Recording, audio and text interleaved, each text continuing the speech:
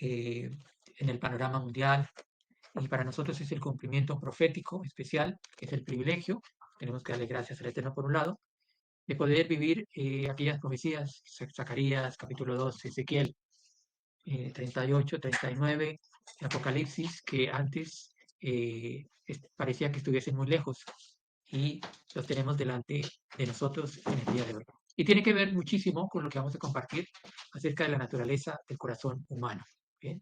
Entonces, vemos que el comienzo, como compartimos la última vez, de un periodo, ya cerrábamos las fiestas hablando de 3 periodos, el ciclo bíblico, el año bíblico y un periodo de la historia que llamamos el tiempo de dolores o el comienzo de la angustia de Jacob. ¿Sí? Entonces nunca habíamos visto tan cerca, y ya la palabra nos había dicho que no pasaría una generación desde la fundación de Israel que veríamos estas cosas. Así de que cada día el Eterno nos asombra con ese regalo de poder ver y también nos despierta en 3 sentidos. En primer lugar, que el tiempo que el Eterno ha marcado tiene que ser en nuestra vida ahora el reloj. Quiere decir que todo lo que sucede en Israel es el reloj por el cual Dios nos está hablando. 3 cosas importantes en cuanto a los tiempos, ¿ya? El tiempo del ciclo bíblico, el año bíblico, y el tiempo profético que entramos, el tiempo de dolores, la angustia de Jacob, ¿bien? Que marca un periodo importante en la historia de la humanidad y lo hemos visto, ¿ya? Y el Señor nos llama, por un lado, a ser protagonistas de esta profecía y cuál es la enseñanza que podemos tener de los eventos que estamos viendo en este momento. ¿Bien?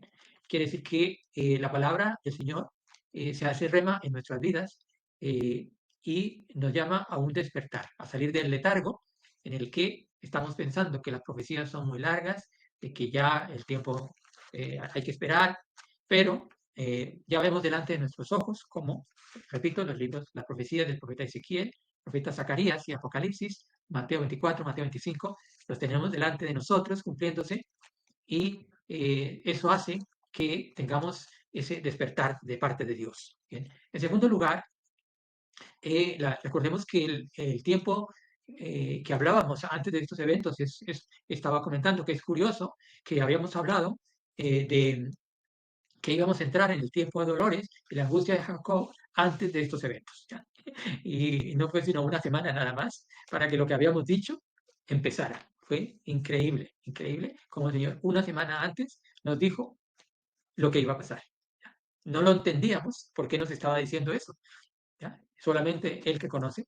Y nos sorprendió muchísimo a los 8 días de haber dicho que empezaba la angustia de Jacob. El tiempo, estamos cerrando el ciclo bíblico, el ciclo de la Torá, el ciclo del año bíblico, y empezaba un nuevo ciclo, el de la angustia de Jacob, el tiempo de dolores. ¿Ya? Y a los 8 días lo vimos.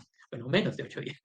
Así de que nunca más el Señor nos confirma que estamos tratando de buscar esa comunión y esa revelación, ¿ya? En el tiempo que estamos viviendo. Bien, entonces ese sería un primer punto, sería la declaración donde Dios nos abre y nos despierta, ¿ya? Por primera vez, ¿ya? Ante unos eventos de gran magnitud. Quiere decir que Dios empieza a hacer Jesurum. Recordemos qué significa la palabra Jesurum. Jesurum significa el pueblo que sale de Israel y pueblo que sale de Jacob y empieza a vivir en una dimensión sobrenatural. ¿Bien? Entonces tenemos el privilegio de que Dios nos llama y nos despierta y nos dice que Él nos quiere pasar al nivel de Jesurum. Recordemos Deuteronomio capítulo 33, donde el Señor dijo que vendría como rey a reinar sobre Jesurum y que Él se manifestaría como el Dios de Jesurum. ¿Bien? Entonces esos dos puntos nos hablan de que hay acontecimientos que están por venir. ¿Ya? No sabemos exactamente, pero la escritura y lo que Dios nos habla nos dice que eh, es el momento de empezar, ya lo habíamos visto desde el comienzo de la paracha hace un año, que dijimos que Dios nos quería llevar en estos 7 años a un nivel de excelencia, a un nivel de revelación, a un nivel, y ahora nos lo confirma, que Él quiere ser el Dios y el Rey de Hezrón. Entonces, ¿qué implica? Que nosotros tenemos que equiparnos de su palabra, llenarnos de las promesas revestirnos de su espíritu y ser guiados por Yeshua, para poder, en cierta manera, si dijéramos, aplicar a ese remanente profético en el cual Dios quiere ser el rey y quiere ser Dios sobre Jesurún. Entonces, Jesurún, para nosotros, es la meta este año. ¿Y qué implica Jesurún? Sería la pregunta. Jesurún implica que dice en el Salmo 69, que dice que el Señor cabalga sobre los cielos, ¿sí? Y que grandes maravillas hará sobre las nubes. Eso es una figura eh, que habla de la dimensión de cómo Jesurún tiene que empezar a caminar. Quiere decir que los milagros que sucedan en este momento, en la vida de cada uno de nosotros, en nuestra familia, en nuestro hogar, en nuestro trabajo, en nuestra congregación, como pueblo, eh, es algo natural. Nosotros ahora empezamos con el llamado de ser Jesurún, y lo que Dios hace, señales, prodigios y milagros. Y esa figura de que Él cabalga sobre los cielos, quiere decir que por encima de todas las cosas, Él es el rey, el que controla y maneja todo. Nuestra vida está sometida a ese, digamos, a ese señorío, a esa majestad.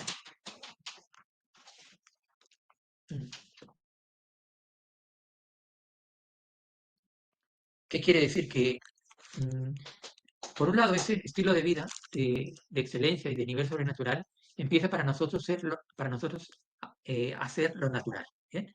¿Y en qué empieza a ser lo natural? En primer lugar, en el llamado que el Señor nos ha hecho para servirle, en la consagración, ¿sí?, de toda nuestra vida, nuestra familia, nuestros hijos, nuestro trabajo, ¿ya?, las generaciones. Y en tercer lugar, la forma en que nosotros caminamos. ¿Sí? Repito, el Jesurún implica que ese nivel sobrenatural tiene tres formas. ¿Ya? El primer lugar es que los milagros que Dios hace, las manifestaciones sobrenaturales, para nosotros empiezan a ser lo natural en nuestra vida.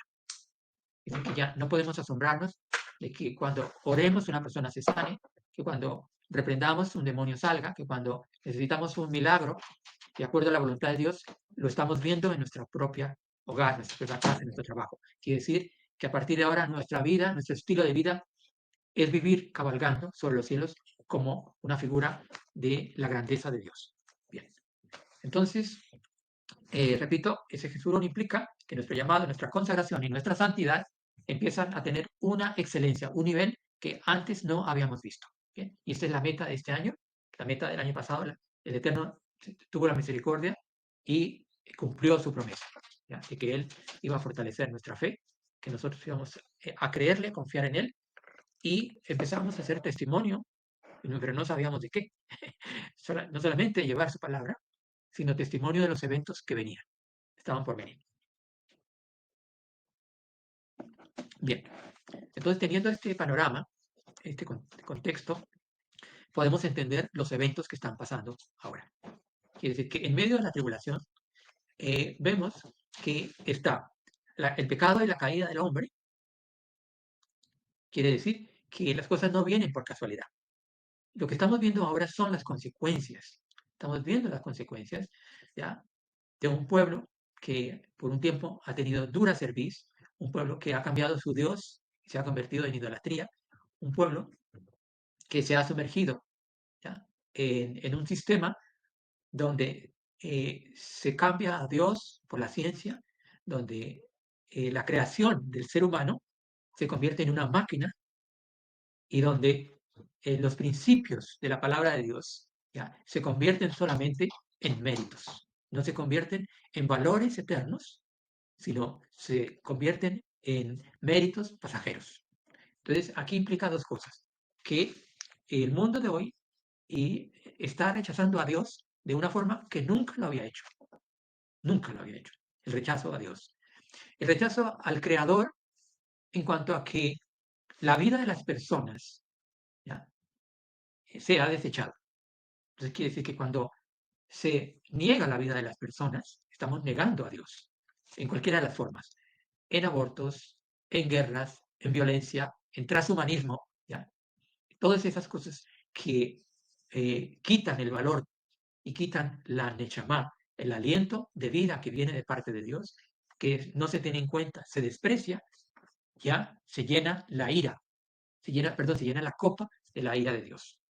Entonces, ¿por qué? Porque ahora podemos entender que si Dios nos llama a ser Jesurún, al llamado a la consagración y la santidad, ahora tiene sentido, tiene sentido. No puede, nuestra vida ya no puede estar en la mediocridad o en lo santo y lo profano, sino, y nuestro llamado no puede ser según nuestras convicciones, perdón, según nuestros deseos, según nuestros anhelos, según mis intereses, sino los intereses de nuestro Padre a través de Yeshua. Entonces, vemos cómo cambia todo el panorama de lo que estamos viviendo. ¿Bien? Entonces, y el tercer punto tiene que ver con todos los clipots. Todos los clipots son aquellos obstáculos que hacen que el cuerpo del Mesías esté dividido. Bien, entonces ya vamos en el tercer punto de lo que estamos viendo. ¿Qué pasa con estos eventos? Dios nos habla de que es necesario, ¿ya? Si queremos ser Jesurum, quitar todo, toda la religiosidad, todo tipo de idolatría, todo tipo de doctrina, todo tipo de enseñanza de hombres que dividen el cuerpo del Mesías. Entonces, la pregunta, ¿qué vamos a abrazar? Pues la revelación de Dios, la revelación del Padre, que está conforme a su palabra. Es decir, que todas aquellas normas, alajá, doctrinas, ya, leyes humanas, religiosidad, ritos, etcétera, que son un tropiezo para la unidad del pueblo de Dios, Dios nos está diciendo de que somos tú y yo responsables de quitar, como dice Isaías 57, Isaías 58, tenemos que empezar a quitar las piedras de tropiezo, todo aquello que impide que las personas pasen a esta fase, ¿ya? De consagración, de llamado y de santidad como el pueblo de Jesús. Entonces, ese llamado consiste en que todos los clipot, tenemos que hacer una lista de todas aquellas cosas que impiden que el cuerpo del Mesías ya empiece a prepararse como Jesurún para los tiempos finales. Entonces, nos examinamos a nosotros mismos qué obstáculos tenemos. Soy muy religioso, soy muy dogmático, ya soy demasiado eh, ritualista, ya me alejo un poco de la palabra de Dios, me lleno de comentarios de hombres, ya, y me alejo un poco de la palabra de Dios, ya. Eh, me lleno de mucho conocimiento y de mucha información y pierdo la comunión con Yeshua. Entonces, todos esos obstáculos los tenemos que empezar a quitar. ¿Ya? Nuestra vida tiene que ser un llamado, una consagración y un camino de santidad, de excelencia. ¿Bien? Porque eso es lo que el Señor nos está hablando en este tiempo. ¿Ya? Entonces, todo lo que tengo que hacer, dice el profeta Isaías 57 y 58, tenemos que reparar todos los portillos rotos. ¿Qué quiere decir? Los portillos rotos son las personas que están heridas, las personas que están dolidas, las personas que están frustradas, las personas que llevan un quebranto en su corazón. Tenemos que ayudarles a pasar, ¿ya? ¿Por qué? Porque arrastran eh, traumas, dolores, arrastran situaciones difíciles de rechazo, situaciones difíciles de, digamos, de abuso espiritual o situaciones de tantas cosas que podemos en un momento caer, ¿no? Y ser heridos. Entonces, uno de los puntos claves en este momento de la reparación de los portillos y de quitar las piedras de tropiezo tiene que ser eso. Entonces la pregunta es, pero entonces, ¿qué tenemos que hacer? Sería la pregunta. ¿Ya? Vamos a ver en el libro, en la historia de Caín y Abel, algunas cosas que nos van a enseñar, ¿ya? Acerca de esto. ¿Ya? Y tiene que ver con que Dios creó al hombre con un propósito, ¿ya? De que fuera una criatura que reconociera a Creador para servirle y adorarle. ¿Ya? Entonces, cuando ese principio de que Dios nos ha hecho es para que le sirvamos a Él en el buen sentido y que le adoremos, ¿ya? Que la palabra significa lo mismo, servir y adorar y presentar la ofrenda como un acto de adoración, es lo mismo. ¿Bien? Entonces, eh, lo que quiero decir es que todos estos puntos que hemos hablado tienen que estar sustentados por la palabra de Dios y tenemos que pedir al Eterno que seamos llenos de esa fuerza espiritual. ¿Ya? ¿Y cuál es la fuerza espiritual que tú y yo necesitamos hoy en día? Todos aquellos clipots que tiene el sistema, que tiene el mundo para atraparnos. Es decir, no nos deja avanzar. ¿Ya? Todas aquellas cosas que necesitamos estar unidos. Necesitamos quitar las barreras, los obstáculos, tipos de doctrinas, religiosidad, ritos, todo eso lo tenemos que quitar. ¿Por qué? Porque vemos que ha sido un tropiezo para la unidad del cuerpo del Mesías. Ha sido un tropiezo. No quiere decir que ahora no vamos a estudiar la palabra ni escudriñarla, por supuesto que tenemos que seguir.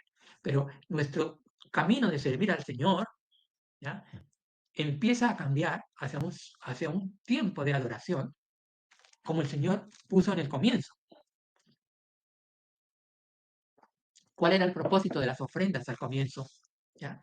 Era simplemente adorar al Creador. Ahora vamos a ver cuál es la verdadera adoración en todo esto.